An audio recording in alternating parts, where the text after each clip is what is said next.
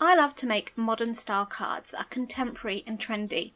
In today's video I'm showing you how I'm doing that with some pop of colour using the Altenew Sweet Ginkgo stamp set. I create 2 cards with this stunning stamp and die set, and they're so easy to recreate.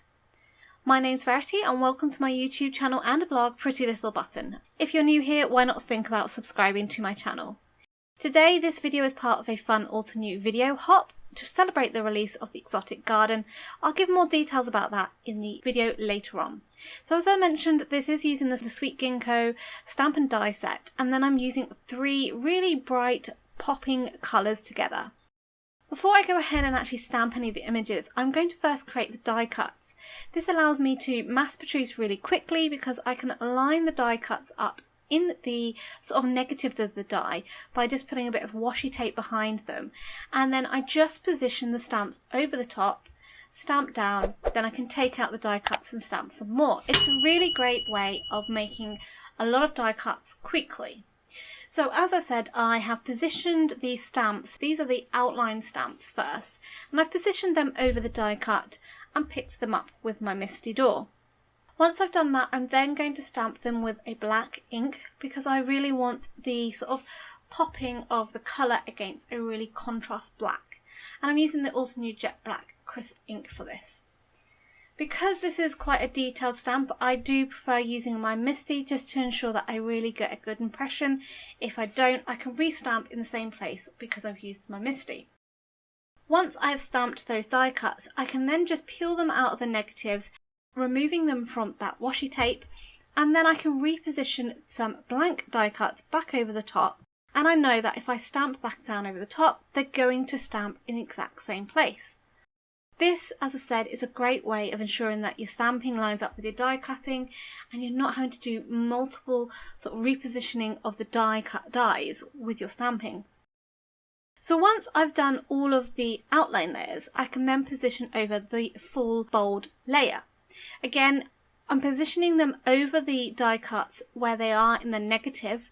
This helps with that bulk stamping because I can then just remove the die cut and stamp in the same position again with a new die cut. So for the first colour, I am going to use Fresh Lemon, which is a beautiful, beautiful, bright, vibrant yellow. So for this more modern style contemporary card, I'm using colours that really pop against one another and that are really bright and vibrant. The next colour I'm using is Magenta. Now these are quite full bold layers, and I did recondition the stamps with a rubber beforehand to ensure I get good stamping. And then the last colour I used was Lagoon. If you don't necessarily get good stamping, remember you are using a Misty and you can restamp it again. So we're going to use all of these die cuts to create 2 cards, and for the first card I'm just adding a bit of interest to the background and picking up on that black from the stamping. So I'm using some of the Altenew Jet Black ink spray and just splattering some of that over the card base. Now to add a bit more interest, I'm just adding a tone on tone frame. This is using the fine rectangle frame die set. And I've positioned this onto the card in the middle with a bit of foam tape to give it some dimension. And then for this first card, I'm only using 3 die cuts, 1 in each colour. I'm just assembling them inside the frame and then popping them out as though they're coming out of the frame. For this other card, I'm then using all those extra die cuts and I'm then positioning them onto the card and making a real big cluster of floral images and leaves and really creating some bold interest and impact. But of course I'm keeping the background white. That adds that really contemporary feel to it with all those colours.